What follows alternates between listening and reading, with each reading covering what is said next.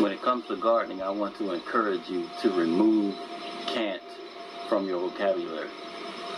If anybody tells you can't do something, you want to at least try it before you come to that conclusion yourself.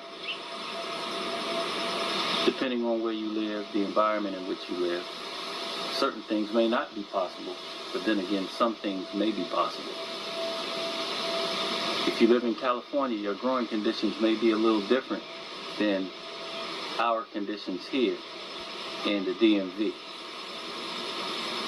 But even within your particular area, say California, Southern California is much different than Northern California. And even if you're all in Northern California, you may get a little more shade on your property than sun or vice versa.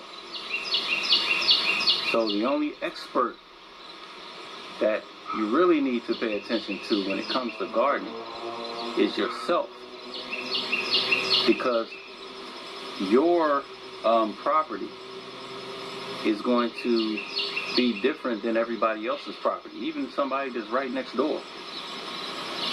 My neighbor is right there, about 15 feet from me, full sun all day.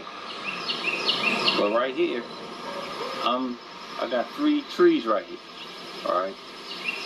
So the 3 trees are going to cast a lot of shade on my garden. So that's what made it possible to grow these peppers and these collard greens at the same time in the same 22-inch container. Because during the heat of the summer, the peak of the summer, we were growing these collard greens, but they were small. Okay, they didn't grow too much. They struggled a little bit because it was so hot. But then again, on the other hand, we had all the shade in the yard, so that protected the collard green plant. It took the pepper a little longer to grow, but the peppers are growing here. You see several peppers coming through. So if anybody says you can't grow collard greens and peppers together, I'm going to tell you like one of my teachers told me, and that is that you can just try it. If it doesn't work, you can chalk that up to a learning experience. Or maybe it was something else. This same pot we had on the other side of the yard, but we told you that in the 3 basic positions of the sun, spring and fall have the same positioning. The sun is going to be in various positions, so we moved the pot over into this area of the yard so that it can have sun exposure. So here we are, October the 15th, and we've been experiencing some cold nights. It's pretty warm right now. It's going to be in the 80s this week. But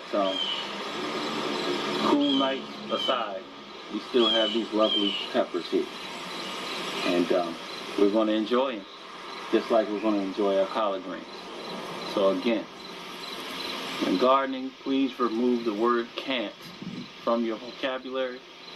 The experts aren't going to be able to tell you everything you need to know about your garden or your farm or your homestead or whatever you may have.